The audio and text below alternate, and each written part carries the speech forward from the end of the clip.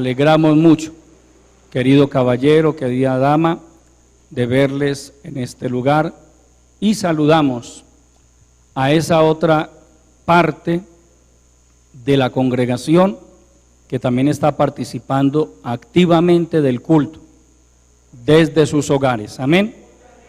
No están aquí no porque no hayan querido asistir al culto, sino por esta situación que vivimos. Pero también hay un precioso grupo de hermanos y de amigos participando del culto desde sus lugares, algunos de otras ciudades, donde quiera que se encuentren. Deseamos que el Señor colme sus vidas de ricas y poderosas bendiciones. Quiero invitarles, amados, a que, puestos en pie, abran sus Biblias en el libro de los Salmos, en el capítulo 40, aleluya.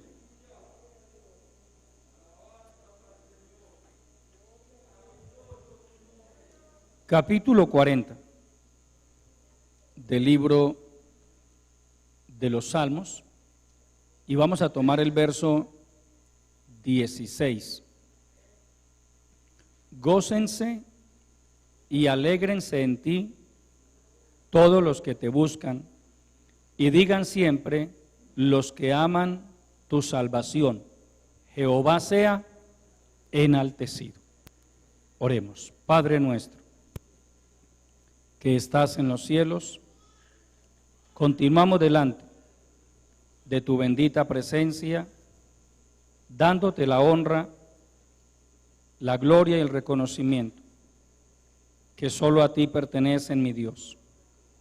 Mil gracias por este privilegio y esta bendición tan grande que nos concedes de poder nuevamente estar aquí en tu casa, alabando y glorificando tu santo nombre. Gracias por tu pueblo, Señor, por esta congregación aquí presente y por aquella otra congregación participando del culto desde sus hogares, algunos quizá desde sus lugares de trabajo. Padre, te doy gracias por todos ellos y te pido que les bendigas de una manera muy especial, Señor. Gracias por tu palabra, te pedimos que nos hables a través de ella. Tú conoces la condición espiritual de cada vida. Rindo todo mi ser a tus pies, Señor. Te suplico que me des la gracia, la sabiduría y la unción suficientes para predicar tu bendita palabra. Pon en mis labios el mensaje que tú consideres necesario para la bendición, la edificación y la salvación de todo tu pueblo y de muchas almas, Padre eterno. Glorifica tu palabra de una manera poderosa. En el nombre glorioso de Jesucristo te lo pedimos y te damos muchas gracias. Amén. Pueden tomar asiento, mis amados hermanos. Bájale un poquitico, no sé si es de eco, solamente a los monitores. Gloria a Dios. Aleluya. Siempre debemos tener razones por las cuales alabar a Dios. Es el tema que el Señor me ha regalado para compartir con ustedes en esta preciosa tarde. Siempre debemos tener razones por las cuales alabar a Dios. Antes de continuar, saluda a nuestro hermano Harry Palacios, quien nos está visitando. Y por supuesto le felicitamos a él y a su esposa porque el Señor les ha regalado un hermoso bebé. Así que la familia sigue en crecimiento, aleluya. Gloria a Dios. Dice el salmista, gócense y alégrense en ti todos los que te buscan, y digan siempre los que aman tu salvación, Jehová sea enaltecido, Jehová sea exaltado, Jehová sea glorificado. Gócense y alégrense en ti todos los que te buscan. Desde el punto de vista bíblico, No es normal que un cristiano sea una persona amargada. Amén. Por ningún motivo. Porque cuando hay una buena relación con Dios, hay gozo. Amén. Hay alegría. Hay paz. Sobre todo paz. No significa que en algún momento usted no pueda pasar por alguna situación de estrés o de preocupación, por supuesto que sí, pero no debe ser el común denominador, ni el estrés, ni la preocupación, y mucho menos la amargura. Amén. Menos la amargura.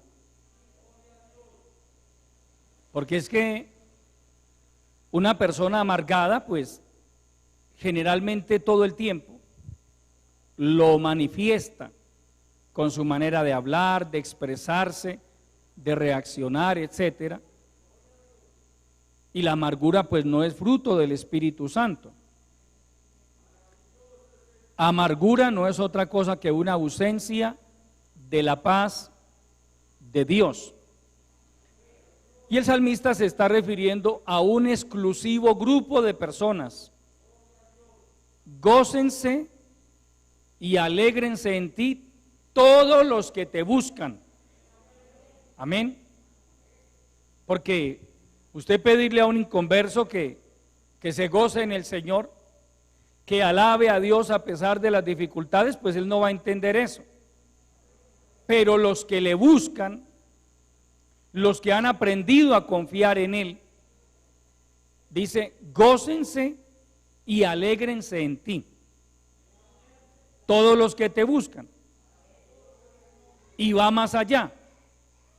Y digan siempre, los que aman tu salvación. ¿Cuántos aquí aman la salvación?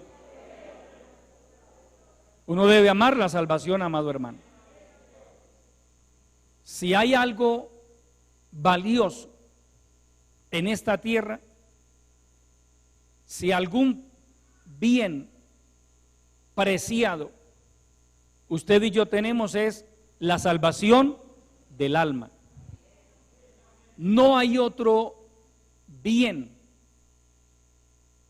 no hay otra posesión más exclusiva que la salvación del alma. Porque también hay otro tipo de posesiones, y son las posesiones materiales, pero es que esas se quedan aquí.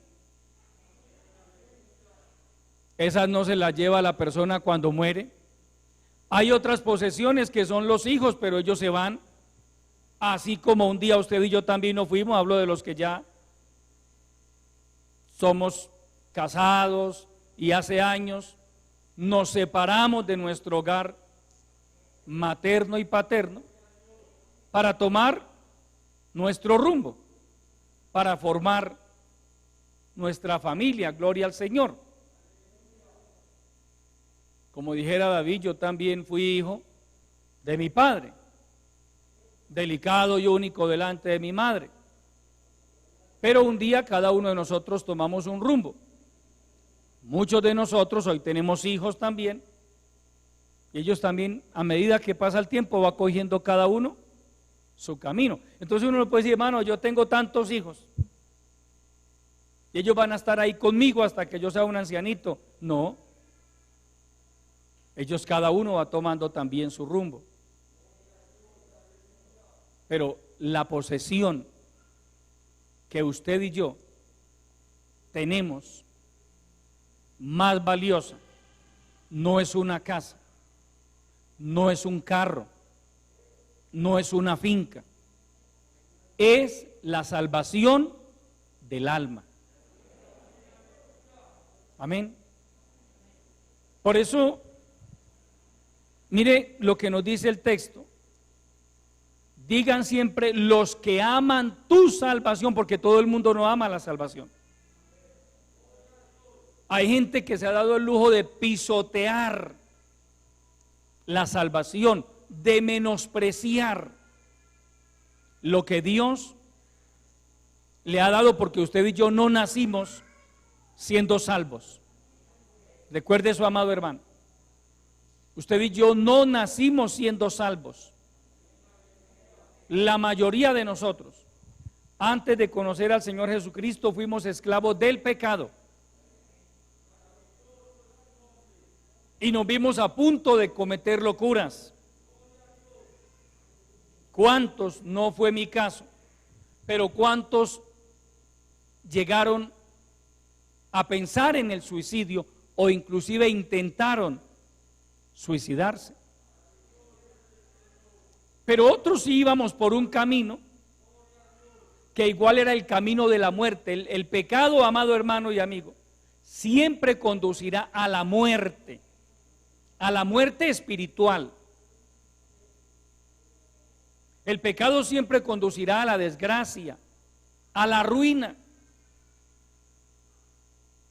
Muchos de nosotros conocemos personas de nuestra edad que jugaron con nosotros, crecieron con nosotros.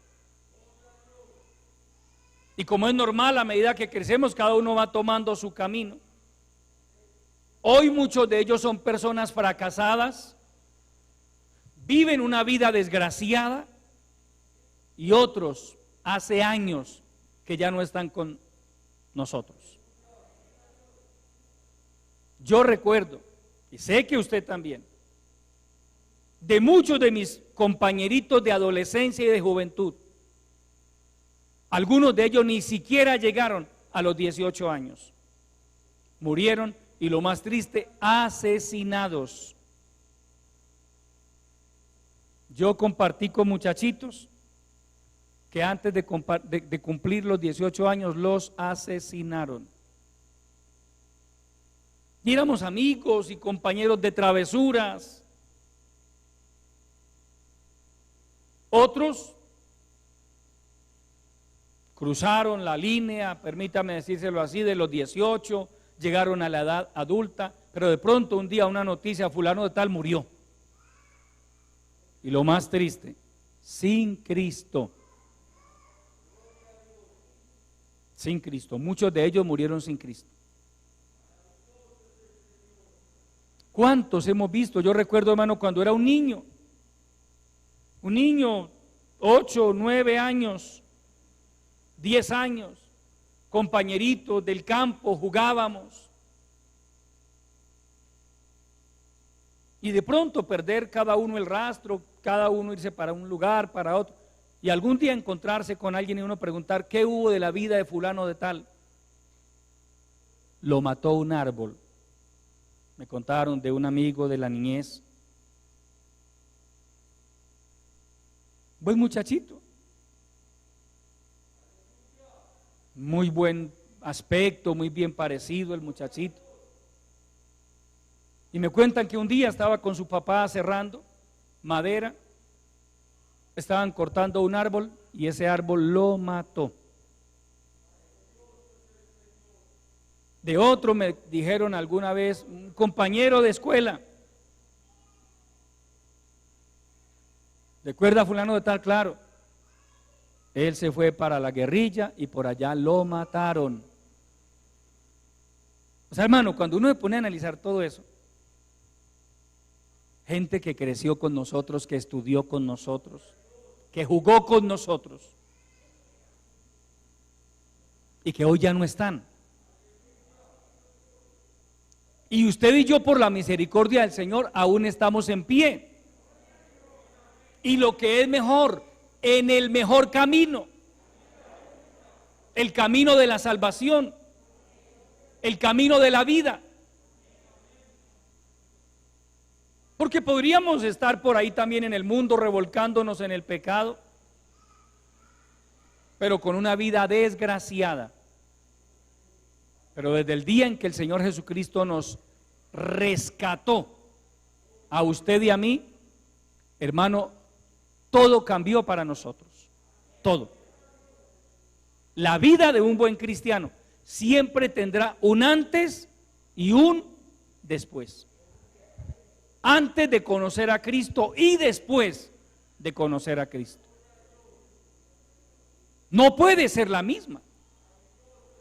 Su vida antes de conocer a Cristo era quizá una desgracia, amargura, eso sí, caracterizaba su corazón, amargura, el odio, los celos.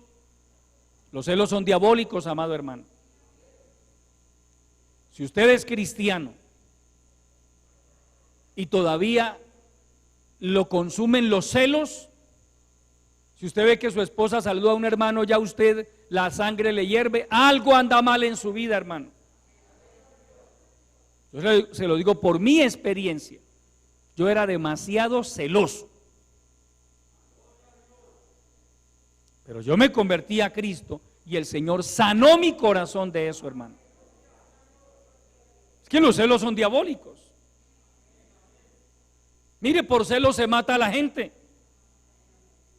Por celos se destruyen los hogares. Si usted es creyente y tiene problemas de celos, obsesivos, enfermizos, algo anda mal en su vida. Usted debe orar, salvo que su esposa o esposo le estuviera dando motivos, que ya sería otra cosa. Pero es que cuando una persona es celosa sin causa, porque es que algunos, hermano, como es un problema puesto por el diablo, que el Señor lo reprenda, solo por sospecha, hermano, son celosos, solo por sospecha. Pero resulta que entonces con eso el enemigo le roba la paz.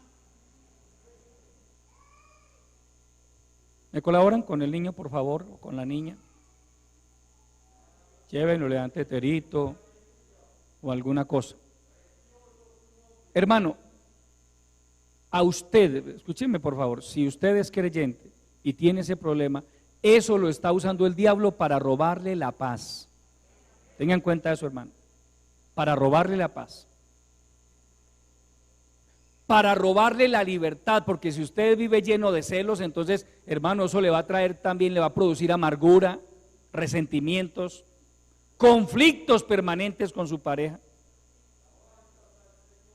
No, hermano, yo le digo, Dios sana el corazón de los celos, del odio, de la envidia, de la amargura. Al nombre de Cristo. Dios sana, Dios liberta. Si algo debe caracterizar a un buen cristiano es su libertad espiritual. Ya no es esclavo de pecados, ya no hay ataduras en su vida. Ataduras como por ejemplo algún vicio del pasado, cigarrillo, marihuana, alguna perversión moral. No, porque Cristo nos hizo libres. El Señor liberta de la esclavitud del pecado. ¿Quién lo creyera? Querida dama, las novelas se convierten en una atadura. Amén. Hay gente, por ejemplo, hay cristianos que tienen todavía la atadura de la pornografía. ¿Podrá un creyente así agradar a Dios? No, amado hermano, no. ¿Y cuál es el problema? Su bendito celular. Pues hermano, venden también de esos que solamente para hacer y recibir llamadas.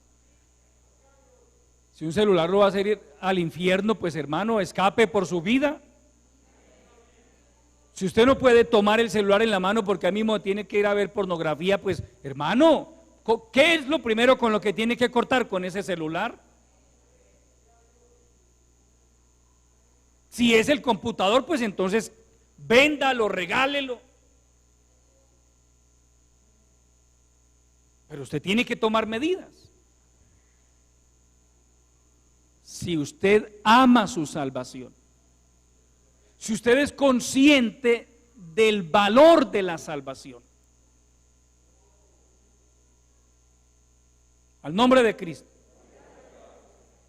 Un creyente que ha nacido de nuevo es consciente del valor de la salvación del alma.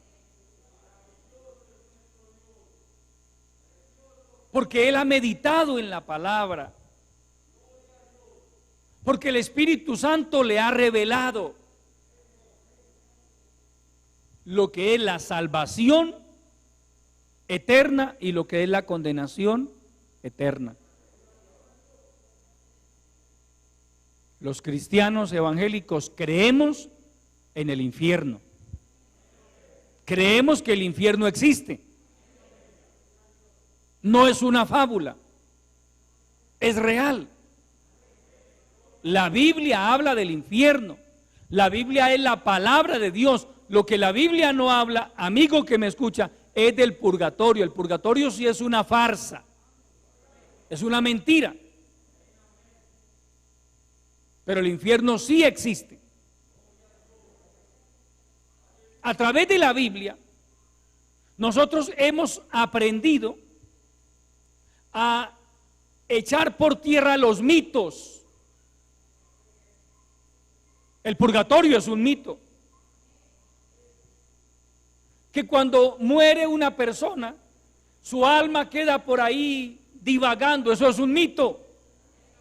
La Biblia enseña que de acuerdo a la manera en que haya muerto la persona, si murió en Cristo o si murió en pecado, su alma, si murió en Cristo, su alma va al cielo. Si murió sin Cristo, su alma va al infierno. Rezar a los muertos es un mito. Un verdadero cristiano no va a una tumba a rezarle a un familiar, ni a ponerle música, ni a llevarle flores. Pues hermano, yo entiendo que ahí lo que quedan son los despojos mortales de quien un día fue mi papá o mi mamá o mi hermano o mi tío. Usted ve la gente en medio de su ceguera espiritual, de su ignorancia, en un cementerio al lado de una tumba, hablándole a ese cuerpo, 3 metros bajo tierra. A veces nos cuesta escuchar de aquí a allá, ahora 3 metros bajo tierra y muerto, y va a escuchar. Pero miren lo que es la ceguera espiritual, miren lo que es la ignorancia. Eso es un mito, los muertos no oyen. Porque el alma de esa persona no está ahí. Ahí ya hay un cadáver descompuesto. Y dependiendo de los años, hay una osamenta, es lo que hay, es lo que queda.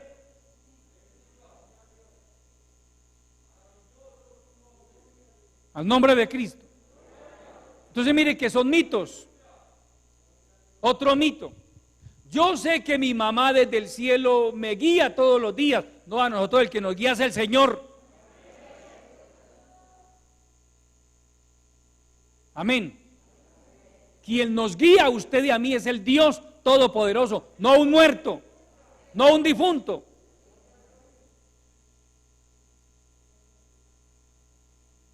Que mi mamá ora por mí, la Biblia no me enseña eso, amado hermano. Es aquí donde usted y yo debemos orar los unos por los otros. La Biblia nunca enseña que nuestros familiares que hayan partido al reino de los cielos, porque no todos partieron al reino de los cielos. Usted tiene que ser consciente de su hermano y amigo. No todos sus familiares han partido al reino de los cielos. Hay quienes se han perdido.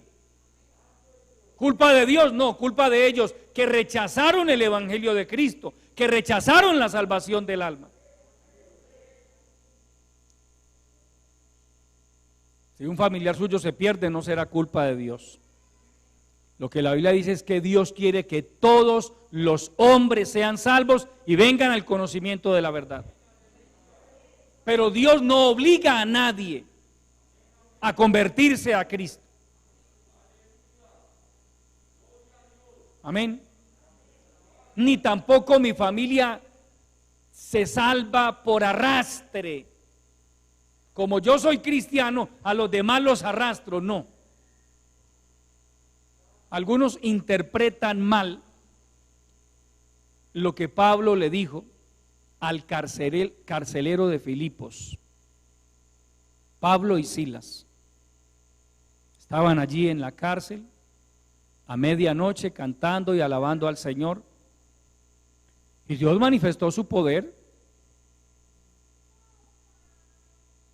en ese lugar, y Dios permitió que un terremoto sacudiera, no sé si toda la ciudad de Filipos o solo la cárcel. Dios es poderoso, pudo haber sido solo la cárcel, pero resulta que es que el carcelero hacía rato estaba escuchando a Pablo y a Silas alabando a Dios, y le llamaba la atención porque es que estos hombres habían sido azotados, tenían las espaldas llenas de heridas, y el carcelero estaba acostumbrado a oír a los presos que habían azotado quejarse toda la noche, llorar de dolor toda la noche. Pero estos dos hombres cantaban y alababan al Señor. Yo asumo, amado hermano, que eso ya tenía a este hombre perturbado, pero ¿quiénes son estas personas? ¿Por qué en medio de su dolor? ¿Por qué con sus espaldas llenas de sangre y de heridas? ¿Por qué alaban a su Dios? Y de pronto, hermano, un fuerte sismo sacude ese lugar. Y fue tan fuerte que las puertas de cada una de las celdas se abrieron, las rejas. Le causó todavía mayor impacto. Cuando él corre a ver todas las puertas de las celdas abiertas, la puerta principal de la cárcel abierta, ¿sabe qué fue lo primero que se le vino a la mente a este hombre? Se fugaron todos los presos. Y según la ley romana, hermano, que a un carcelero se le fugaban los presos, se le fugaran, hermano, él tenía que responder por ellos. Era tan delicado el asunto que él prefirió en ese momento quitarse la vida. Sacó su espada para enterrársela. Cuando Pablo alcanza a ver eso, quizá era una noche de esas de luna llena. Recuerde que no existía todavía la luz eléctrica, pero era una noche de luna llena y Pablo alcanza a ver a este hombre, y Pablo era romano, Pablo sabía eso, era ciudadano romano. Pablo le grita: no te hagas ningún mal, pues todos estamos aquí. Hermano, el resto de los presos también estaba estupefacto, ninguno se voló. Mire cuando Dios toma el control de las cosas, amado hermano, ningún preso se fugó. Todos estaban aterrados, pero ¿qué es esto? Pablo le grita: no te hagas ningún daño, todos estamos aquí. Note, amado hermano, que ya esto venía generando un impacto psicológico en la vida de este hombre, porque cuando Pablo le grita eso, este hombre viene corriendo y se postra delante de él y delante de Silas y les pregunta: señores, ¿qué debo hacer para ser salvo? Hermano, ya el corazón de este hombre, hermano, estaba, permítame decírselo así, estaba hecho pedazos, sensible. La respuesta de Pablo y de Silas es: cree en el Señor Jesucristo y serás salvo tú y tu casa. Eso se lo dijo Pablo al carcelero. Y en efecto, esa misma noche él y toda su familia se convirtieron y se hicieron bautizar. Entienda una cosa, amado hermano, en la Biblia usted tiene que saber lo que es doctrina, lo que es una promesa y lo que es un hecho puntual. Pablo no le dijo eso a la iglesia. Usted estudia las cartas paulinas y hay cosas que usted ve que Pablo se las escribe a la iglesia en Filipos, a la iglesia en Roma, a la iglesia en Tesalónica. Eso es doctrina. Pero eso se lo dijo Pablo al carcelero de Filipos. Ya hay cristianos que, hermano, yo creo, la Biblia dice, cree en el Señor Jesucristo y serás salvo tú y toda, o sea que según eso, toda mi familia automáticamente se va a convertir. No, amado hermano. Ore por ellos, que Dios tenga misericordia, porque es que hay muchos de ellos, hermano, que son duros de corazón. Ahora, se lo planteo desde el punto de vista de la realidad. ¿Cuántas veces hemos visto fallecer familiares de cristianos siendo inconversos? No se convirtieron. Eso me certifica a mí que lo que Pablo le dijo al carcelero de Filipos no es doctrina. Se lo dijo a él. Amén. Y esa misma noche Dios le cumplió esa palabra, porque es que me lo dice el texto. Él y su familia se convirtieron esa misma noche y se hicieron bautizar. Entonces mire que hay cosas que hasta los mismos creyentes convierten en doctrina cuando no son doctrina. Uno tiene que saber qué es doctrina, amado hermano. Hay hechos que son hechos puntuales. Hay cosas que son doctrina. La doctrina es inamovible. Con la doctrina no se puede negociar. Al nombre de Cristo. Pero hay otras cosas que son datos históricos.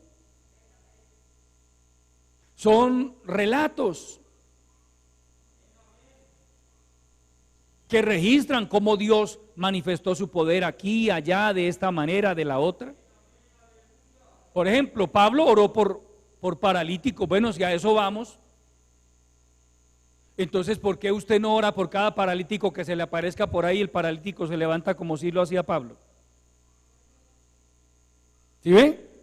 Porque eso no es doctrina. ¿Cuánto no quisiéramos nosotros orar por un paralítico y que Dios lo sanara? Yo quisiera eso. Resucitar un muerto, yo quisiera eso. Entonces mire que uno no puede hacer de todo una doctrina, amado hermano. El creyente tiene que estar centrado en la palabra. Y de ahí la importancia de que usted y yo escudriñemos la palabra. ¿Por qué esto? ¿Por qué aquello? ¿Y qué es un mito? ¿Y qué es doctrina? La salvación del alma es doctrina. Y es salvo aquel que cree en Jesucristo y lo recibe como su Salvador personal. Y esa persona que es salva, hermano, aprende a amar su salvación. Gócense y alégrense en ti todos los que te buscan, y digan siempre los que aman tu salvación, Jehová sea enaltecido. ¿De qué habla eso, amado hermano? De que en el corazón de una persona nacida de nuevo hay gratitud para con Dios.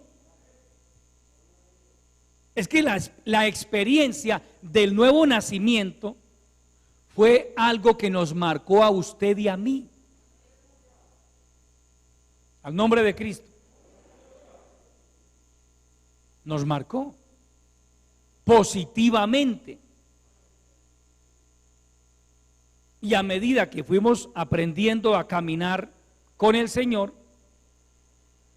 entendimos lo que realmente es la salvación del alma. Usted puede tener o no tener dones espirituales. Usted puede tener o no tener el bautismo en el Espíritu Santo. Usted puede ser o no ser un predicador. Pero la salvación del alma, amado hermano, yo no le puedo decir a usted, hermano, tranquilo, así usted no sea salvo, pero va para el cielo. No, se supone que si usted es creyente, usted es salvo. Y el Señor Jesucristo dice que por los frutos se conoce el árbol. Una persona salva, redimida, da frutos, produce frutos. Por eso lo que le decía al principio, no es normal que un cristiano sea una persona amargada. Esa no es una evidencia de que es salva. No es normal.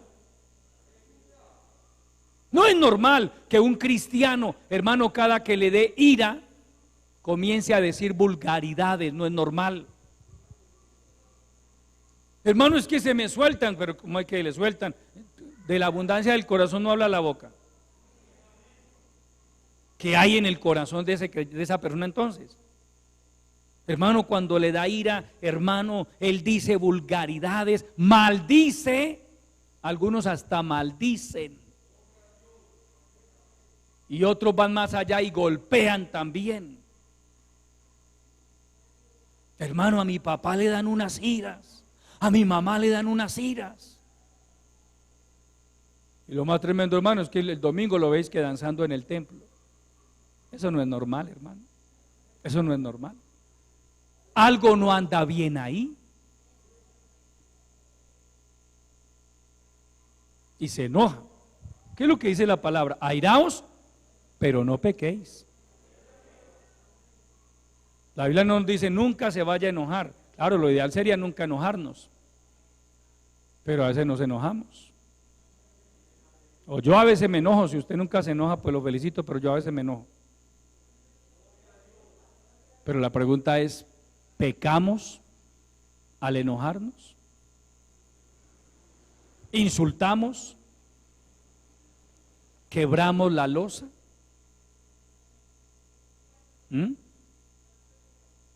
Hermano, cuando a mi papá, que es cristiano, cuando a mi tía, que es cristiana, le da rabia, hermano, nadie la controla. Ojo con eso. ¿Cómo que nadie la controla?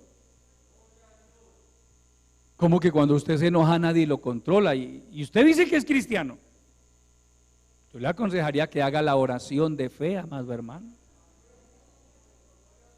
Algo anda mal y usted tiene que ser consciente de eso. Hay una atadura en su vida. Eso le puede generar problemas, hermano, para la salvación de su alma, que es lo más importante. Es que la salvación es algo que hay que cuidar. Al nombre de Cristo. Mire la actitud de la persona salva. Gócense y alégrense en ti, todos los que te buscan. Y digan siempre los que aman tu salvación: Jehová sea enaltecido, Jehová sea exaltado, Jehová sea glorificado. Es decir, de los labios de un creyente redimido continuamente debe brotar alabanza. Que se dio un golpe, ¡ay, aleluya! Santo, aleluya. Pero otros hermanos se dan un golpe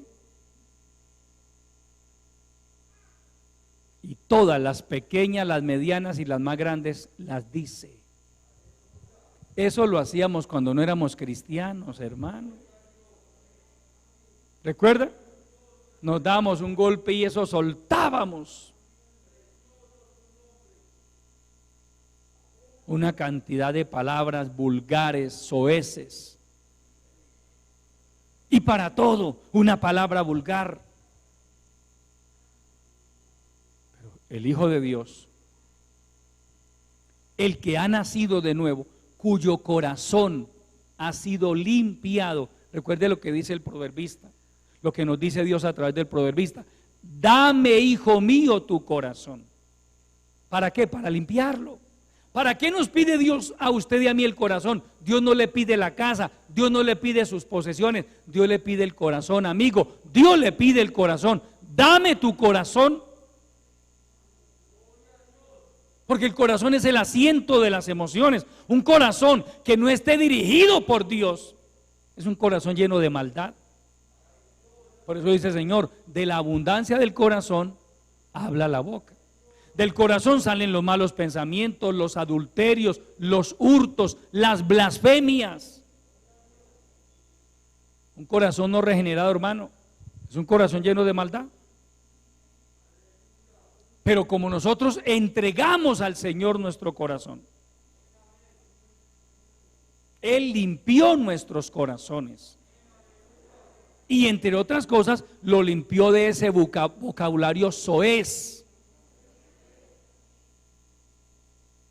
Al nombre de Cristo. Claro, amado hermano. Ya usted como hijo de Dios, su manera de hablar es decente. Así se enoje, pero a usted no le brota una palabra vulgar. Ni nadie le tiene que decir, la esposa, mi amor, no vaya a decir, mi amor, no la vaya. No, no hay que decirle. Es que es salvo. Es un hombre salvo, es una mujer salva. Tiene su corazón limpio. Y es más, ama su salvación. La valora, la cuida.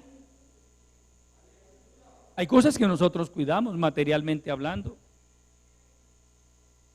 ¿Ha visto usted al que tiene una moto? ¿Lo ha visto limpiándola? Hermano, brillándole y una cosita y la otra. Un celular, y especialmente cuando está nuevo, hermano, usted no consiente ni que se lo miren.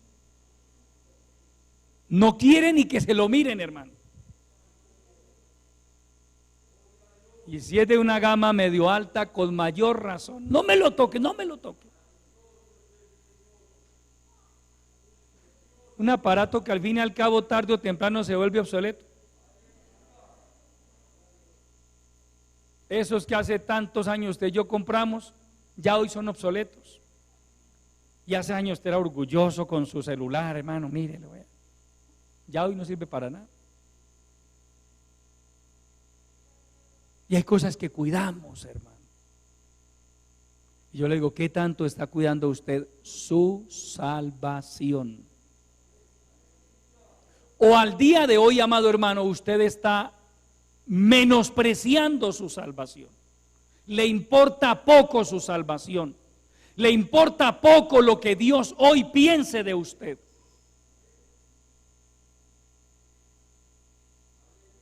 Porque, amado hermano, ha ocurrido a través de la historia con el pueblo de Israel y también en medio de la iglesia.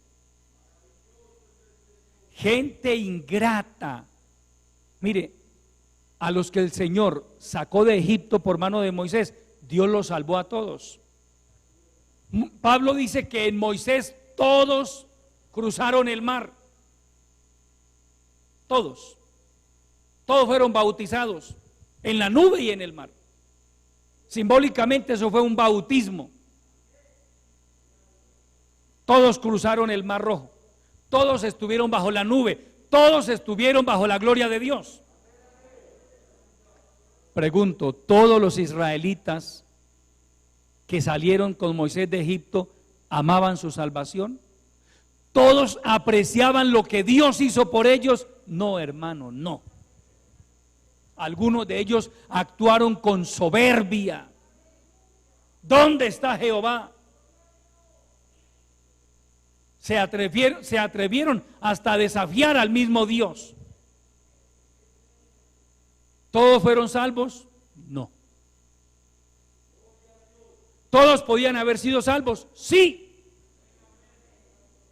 Pero menospreciaron lo que Dios hizo por ellos, que es lo que tristemente llega a ser más de un cristiano: menospreciar lo que el Señor ha hecho por su vida.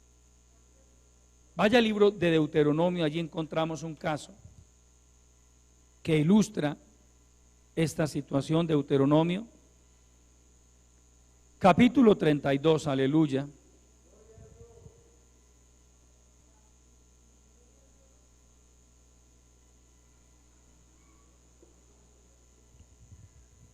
Vamos a leer desde el verso 4, hablando del Dios Todopoderoso. Él es la roca cuya obra es perfecta, porque todos sus caminos son rectitud. Dios de verdad y sin ninguna iniquidad en él. Es justo y recto. La corrupción no es suya, de sus hijos es la mancha. Generación torcida y perversa. Mira lo que dice el verso 6. Así pagáis a Jehová, pueblo loco e ignorante. ¿No Él es tu Padre que te creó? Él te hizo y te estableció. Hoy, hermano, permítame, podríamos parafrasear este versículo 6 y decirle a más de un creyente: así pagáis a Jehová, cristiano loco e ignorante. ¿Cuántos creyentes, amado hermano, le han pagado mal al Señor? Dios los rescató de las garras del diablo. Mire, hermano, en épocas pasadas nosotros llegamos a ministrarle liberación a personas, permítame utilizar esta figura, super, hiper, mega endemoniadas. Una cosa, hermano, impresionante. Viene a mi mente una persona que nos decía: mire, hermanos, a mi esposa y a mí, yo tenía que irme en las noches para los cementerios. Tenía que irse, es decir, lo que le pasaba, ¿recuerda al endemoniado gadareno? Era impelido por los demonios, lo hacían ir a los sepulcros. Así era esta mujer. Oramos por ella, nos revolcamos con esos demonios. Y lo que hacemos con cada uno de ellos, le advertimos: tenga cuidado, porque lo que enseña la palabra. Hermano, no a todos los que se les ministra liberación perseveran en la gracia de Dios. Y en su momento fueron libres, pero no valoraron la misericordia de Dios. Dios nos guarde, amado hermano, de ir a pagarle mal a nuestro Dios, a ese Dios que tanto nos ha amado, que tanto nos ha bendecido. Porque Dios bendice, amado hermano. El Dios en el que usted y yo hemos creído bendice. Si usted se mantiene fiel, Dios lo bendice. Dios lo bendice en todas las áreas. En todas las áreas.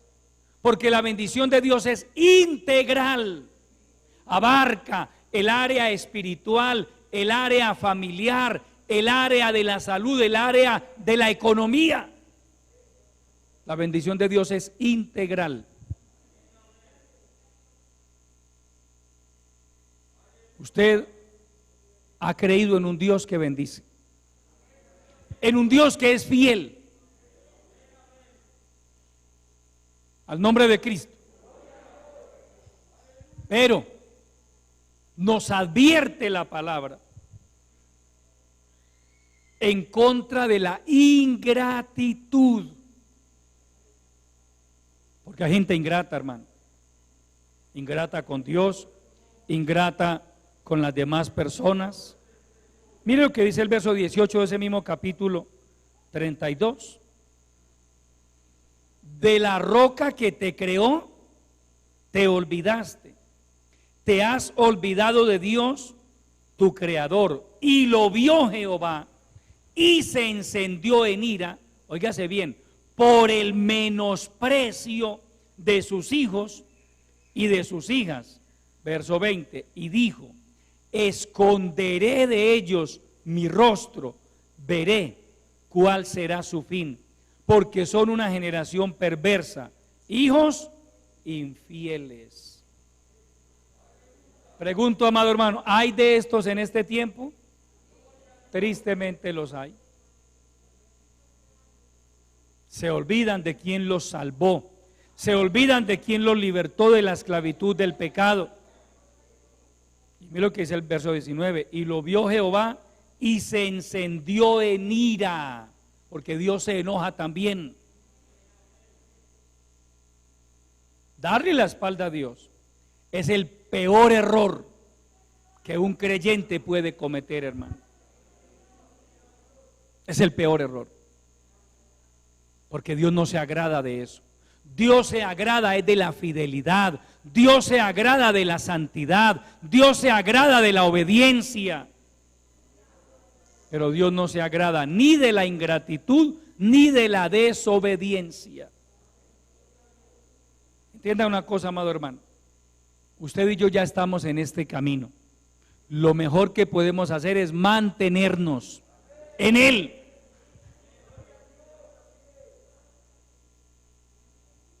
Ahora, yo no sé si sea su caso, amado hermano, pero es que para un buen cristiano, esto de caminar con Cristo no es un problema. Es cuando una persona o no ha nacido de nuevo, o ya menosprecia la salvación de su alma, que esto de caminar con Cristo se le vuelve una carga. Ya no es agradable para él, para ella, orar, ayunar, congregarse, alabar a Dios ya no es agradable. Servir al Señor ya no es agradable. Eso habla de que algo anda mal en la vida de esa persona. Porque mientras hay una buena relación con Dios, yo le pregunto, hermano, ¿para un buen cristiano es una carga adorar a Dios? ¿Ah? Señor, yo te alabo porque tengo que alabarte, pero qué pereza, Señor, todos los días no es que alabándote a ti. ¿Usted ha hablado así? ¿Usted le ha dicho eso al Señor? No, hermano. Al contrario, uno se postra, hermano, con un corazón agradecido y le dice, Señor, gracias. Mi alma te alaba, mi alma te bendice, Señor. Mi alma engrandece tu santo nombre. Tú eres mi alto refugio, tú eres mi castillo, tú eres la roca de mi fortaleza. Yo te adoro, Señor, yo te glorifico. Bendito sea tu nombre para siempre. Bendita sea tu misericordia por los siglos de los siglos. Hermano, y usted pasa minutos adorando al Señor, exaltándole, glorificándole. Eso no es una carga para un buen cristiano. Al contrario, se goza, porque es que es lo que dice la palabra. Gócense y alégrense en ti todos los que te buscan. Y digan siempre los que aman tu salvación, Jehová sea enaltecido, Jehová sea glorificado, Jehová sea exaltado. Uno de los síntomas que indican que la salud de un cristiano no anda bien es en la adoración. Hay creyentes que en pleno culto, usted los ve, hermano, los hermanos están alabando o están adorando y ese creyente está así.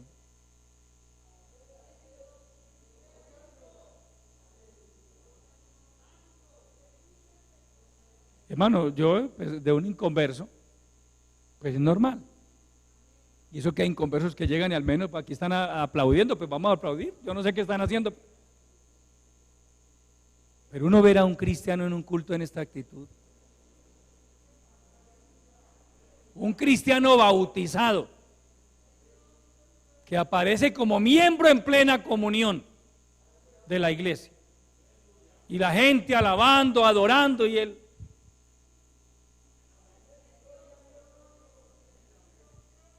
Uy, hermano, por Dios, ¿qué pasó con la vida espiritual? Porque es que el que adora a Dios es porque tiene vida espiritual. El que no adora es porque está muerto. Los muertos no alaban a Dios. Son los muertos. Yo no me quiero imaginar cómo es la actitud de ese creyente muerto cuando se arrodilla. ¿Qué le dice a Dios? ¿Qué habla con Dios? Porque es que uno se arrodilla a hablar con Dios, no a pensar. Yo no sé si usted se arrodilla a pensar en los problemas que tiene. Uno debe arrodillarse es a adorar a Dios, a alabarle, a presentarle su vida, a presentarle sus peticiones, sus necesidades.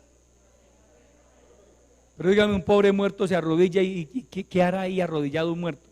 Si de pie y en el culto público es muerto. Ahora, si es que se arrodilla, hay algunos hermanos que ya, como Mardoqueo, pero Mardoqueo obviamente lo hacía de la manera correcta, ni se arrodillaba ni se humillaba, pero ante Amán. Pero hay evangélicos que ya ni se arrodillan ni se humillan delante del Señor. Eso significa que su corazón, el corazón de esa persona, se está llenando de ingratitud para con el Señor. Con ese Dios que lo ha bendecido, con ese Dios que un día lo salvó, con ese Dios que lo redimió, con ese Dios que lo rescató de las tinieblas y lo trajo a su luz admirable. Ahora ya no hay motivos para alabar a Dios. Hermano, hemos conocido gente, hermano, que Dios lo sacó de una condición tan miserable. Y un día simplemente se van y le dan la espalda al Señor. Eso es lo que dice la palabra. Así pagáis, o a eso les dice la palabra, así pagáis a Jehová, pueblo loco e ignorante. Evangélico loco e ignorante. Hermano, no le pague mal al Señor. Dios ha sido bueno con nosotros. Y es más, Él va a seguir siendo bueno. Dios ha sido fiel y va a seguir siendo fiel con nosotros. Dios ha sido misericordioso y va a seguir siendo misericordioso con nosotros. Dios ha sido proveedor y va a seguir siendo proveedor. Dios ha sido nuestro ayudador y va a seguir siendo nuestro ayudador. ¿Cuál es la única condición? Manténgase fiel. No le pague mal al Señor. No sea ingrato con Dios, amado hermano. Su vida está en las manos de Dios. Su vida depende de Dios, no de lo que usted sea. Si usted es profesional, pues lo felicitamos. Qué bueno que haya podido capacitarse. Pero su vida no depende de esa profesión. Si usted tiene propiedades y tiene recursos, pues gloria a Dios, pero su vida no depende de eso. O dígame, ¿por qué se mueren los ricos? ¿Ah? ¿Por qué se mueren los millonarios? Porque el Silvén no los quiso atender. ¿Ah? Porque la vida del hombre, dice la palabra, no consiste en la abundancia de bienes que posea. En eso no consiste la vida del hombre. La vida del hombre depende de la misericordia de Dios. Al nombre de Cristo. Hermano, mire, dice el verso 5 de Deuteronomio 32, la corrupción no es suya, es decir, no es de Dios, de sus hijos es la mancha, generación torcida y perversa. Porque tristemente, cuando un cristiano comienza a actuar mal, hay gente que la toma es con Dios y con el Evangelio. Mire, vea. No, la Biblia dice muy claro, la corrupción no es suya. La maldad no es de él. El salmista dice, porque tú no eres un Dios que se complace en la maldad. Dios no se complace en la maldad, y menos en la maldad de un cristiano. Dios no se complace en la maldad.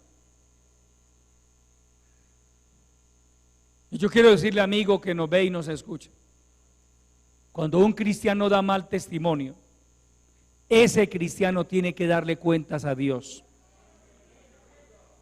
Pero no todos los cristianos actuamos de la misma manera. Dentro de las iglesias hay gente fiel, hay gente que ama a Dios, hay gente que lucha todos los días por mantenerse fiel a su Señor. Dentro de las iglesias cristianas hay gente que ama a Dios de verdad. Hay buenos cristianos para la gloria de Dios. No falta por ahí el loco e ignorante, dice la Biblia. Pero no todo es malo, hermano.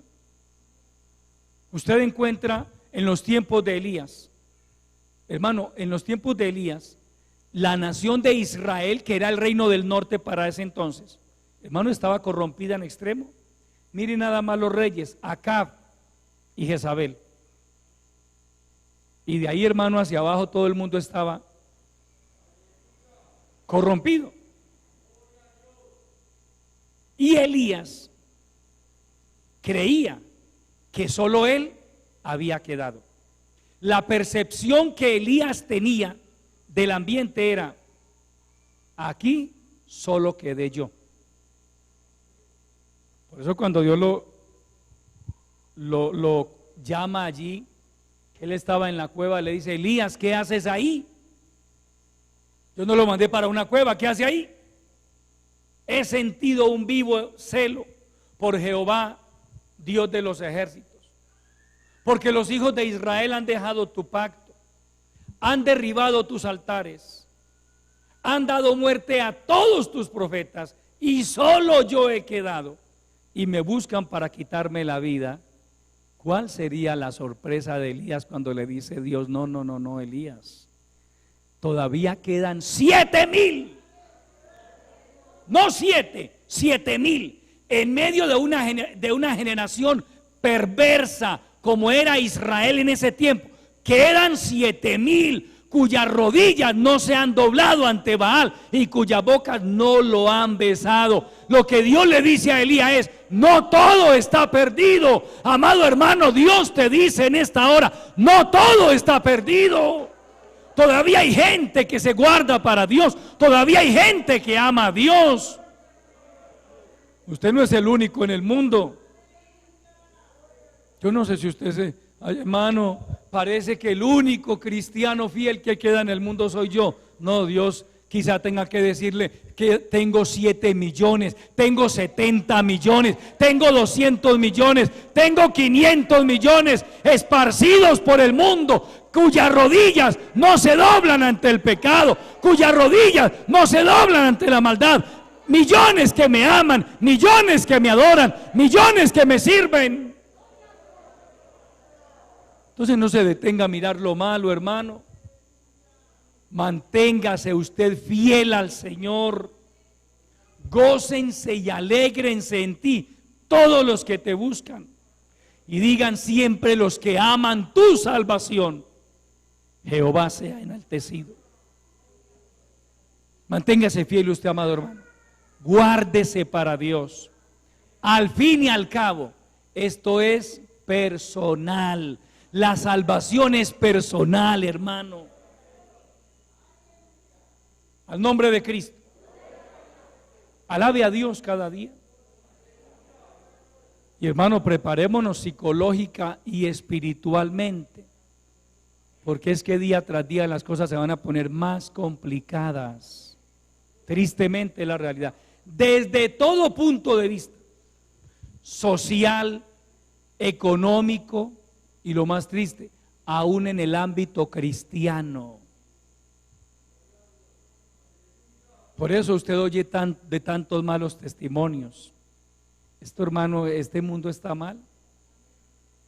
¿Significa eso que nadie va a poder llegar hasta al final de la carrera en victoria? Sí, con la ayuda del Dios Todopoderoso.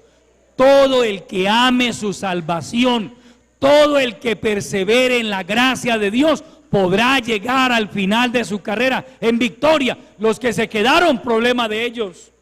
Los que se apartaron, problema de ellos. Los que le hayan pagado mal a Dios, problema de ellos. Pero usted y yo podemos, con la ayuda del Dios Todopoderoso, mantenernos fieles, seguir peleando la buena batalla de la fe, seguir alabando a nuestro Dios, seguir exaltándole, seguir glorificándole, seguir dando testimonio de que se puede. Aunque el mundo esté como esté, se puede ser fieles al Señor, se puede vivir en santidad, se puede vivir apartados del pecado. ¿Cómo? Con la ayuda del Dios Todopoderoso. Y Él está dispuesto a darnos cada día, a usted y a mí, la gracia y la fortaleza que necesitamos para mantenernos fieles. Póngase de pie, amado hermano. Vamos a darle gracias al Señor por su bendita palabra.